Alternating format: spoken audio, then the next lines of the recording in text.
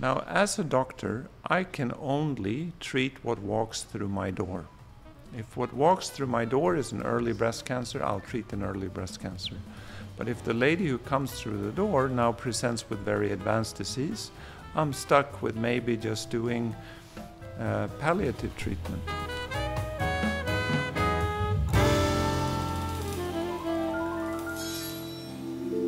Chào đón các bạn đang đến với Nhật ký bác sĩ, nơi sẽ kết nối câu chuyện y đức từ tâm của các bác sĩ đầu ngành tại Vinmec.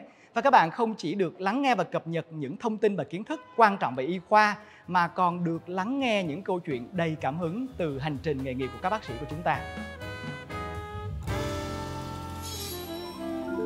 Hello everyone and welcome to the very first episode of Doctor's Diary, a series of podcasts where our doctor will open to share about their experience and then many interesting aspects of their career path. I'm Tada, the host of the show, and today we are so honored to have here Dr. Mikael Hartman with us. Look at your profile. Dr. Hartman is a renowned breast surgeon, a researcher and an associate professor at the Young Lulin School of Medicine at National University of Singapore and US. You have been practicing breast surgery for over 15 years, but what's truly remarkable is his effort in fighting breast cancer beyond the operating room.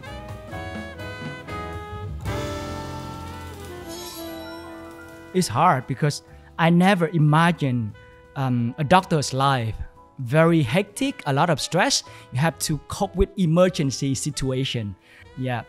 And how do you develop that, the passion for your work as a doctor? I think different doctors have different stories. Mine has always been about being curious about how the body works. Oh, okay.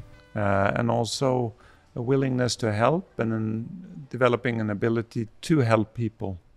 And I realized that medicine fulfills both that curiosity and my ability to do good. And I've never had a boring day at work. That's interesting because if you are not get bored with your work, you don't have to work any day of your life, right? It's not really work. It's actually it's exploring. Yes, exploring. Yeah. It's beautiful, and of course we understand that even while surgery and treatment are critical, much of your impact is actually happening outside of the hospital. Can you share more about this?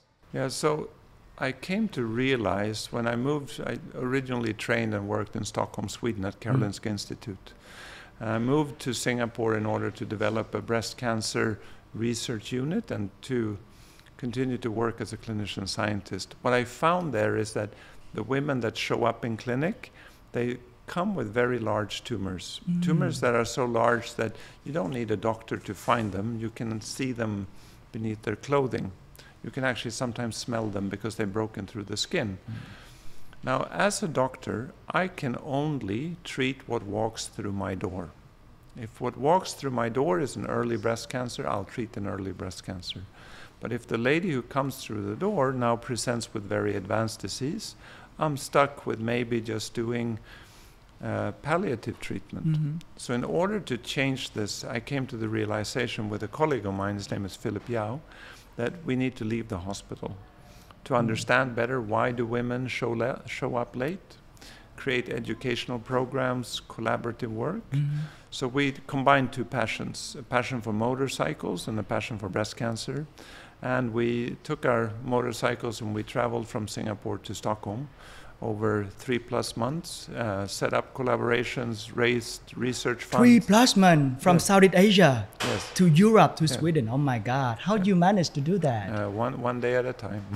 One day at a time. Okay. Yeah. Gradually.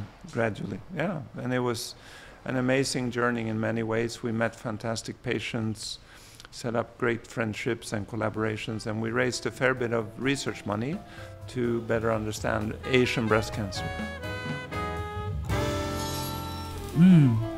Very interesting. When you combine your own interest and also the interest in researching, you mentioned about the breast cancer in Asia particularly, means that the awareness of the general patient in Asia is not high enough to acknowledge about the danger of breast cancer. I think that's generally true. So we describe this as a silent epidemic. So what most people don't know is that there is a doubling of risk by generation. So it means, like, for example, your grandmother's risk as compared to your mom's risk. Your mom's risk is double that of your grandmother's. Oh, I didn't know that. If you have children or your wife's risk is twice that of your mother's. If you have a daughter, her risk again is a doubling. Now you realize the number of individuals who live in Asia and in Vietnam, so doubling by generation has gone from a very low risk to now a very high risk over generations. And that needs to be addressed, but it doesn't quite have a spokesperson, so that's why conversations like this are meaningful, to spread the word for women to come for checkups. I really appreciate that, because the word of mouth, especially from the experts just like you, I hope that can be spread and everyone can understand about that. I have a statistic here show that 1 in 4 women is affected by breast cancer. What are your thoughts on this? So we know that in Europe and the United States, about 1 woman in 9 have a lifetime risk of breast cancer. But I know for a fact that in Singapore in 1970, the risk was 1 in 35, where now the risk in Singapore is 1 in 13. Oh. So Vietnam is lagging a little bit behind, but it's quickly rising. And Singapore has 5 million individuals, and Vietnam, the population is substantially larger. So all the women out on the streets here, they are at risk. So we are just asking them to come for checkups. Let's talk about checkup or early detection. Yeah. Can women detect the risk of breast cancer on their own? For example, is there any device can check up at home? Yes, you can. You can pick up on some simple signs and symptoms. So they would typically be a non-painful hard lump. It could be a bit of skin changes. There can be a bit of pulling on the skin. A nipple that's always been out that gets pulled back in. Those would be typical signs where you can, just by self-examination, notice the lump. But what we're even more keen on is to allow us to see what you cannot feel. So what we mean by that is we're asking you to allow us to detect these little grains of salt that are the absolute earliest signs of cancers. They're just a few millimeters in size, but the only way to find them is to do a mammogram. So that's what we're asking. What is that? Mammogram? What mammogram is an X-ray of the breast, where you compress the breast and you take 2 pictures, one head to toe and one at an angle, and you do so about every year to every other year, depending on your age. When you do research about breast cancer in Asia and in Vietnam particularly, any observation through that? Well, I think there are a few. I think on the one hand, breast cancer is similar no matter where it's diagnosed all over the world, but there are some nuances. So for example, how we treat Asian breast cancer, the chemotherapy that we offer, it's dose reduced because the side effects are a little bit more common here, for example. The next challenge we have in diagnosing breast cancer is that when you take a mammogram, the image is a little bit whiter, it's denser, and the cancer is white. So you're asking the radiologist to find white on white. And the proportion of dense breast in Asia is a lot higher. So you need other modalities to be effective. Maybe use a little bit more of MRI, a little bit more of artificial intelligence to find breast cancer here. So there are nuances, and they're important. And of course there's culture. No business plan in the world works without integrating culture. Yeah.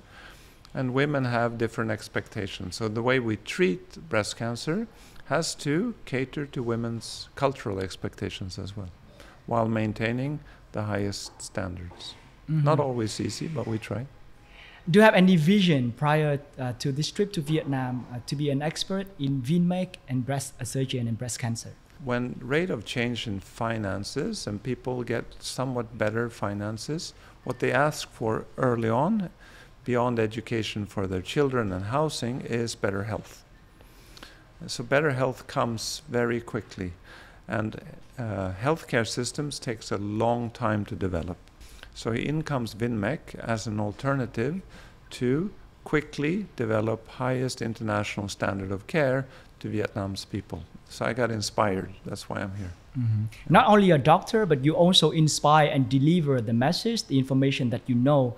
I saw you through the TED Talk, but I'm sure there will be a lot of Vietnamese people. They will be inspired. They know more information about breast cancer and through this conversation. Yeah. Is there any final message that you want to deliver to the audiences to watching the show with us?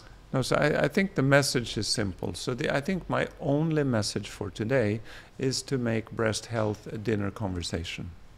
Basically, when you go home with your female relatives, just bring up breast health. Ask them, have you done a mammogram? They're going to ask you why. I haven't done one. And then you can say, well, I had a conversation with someone who said that it's important. And that ripple effect is tremendously important and powerful. I think that's my only message. Thank you so much. And I do hope that anyone who watching the show will follow Dr. Hartman's advice, and then you will find early detection and protect your health accordingly. Yes. All right. Thank you so much, Dr. Hartman, for sharing such valuable insight today. And I'm sure our listener will have a lot of takeaway from this conversation to spread the news, spread the good information, and to taking care of your beloved women. We will see you soon in the next episode, but I'm sure there will be a lot of more intriguing questions being asked about breast cancer from our viewers. Dr. Hartman will share in the next episode some of his most memorable patient stories, the experience that have shaped his approach to care and remind us of all the real lives behind the medical charts. Ladies and gentlemen, and let's stay tuned for our next episode. Until next time, if you have any information or question asking Dr. Hartman, don't hesitate or to comment below. We try to make the connection as soon as possible. And now, ciao.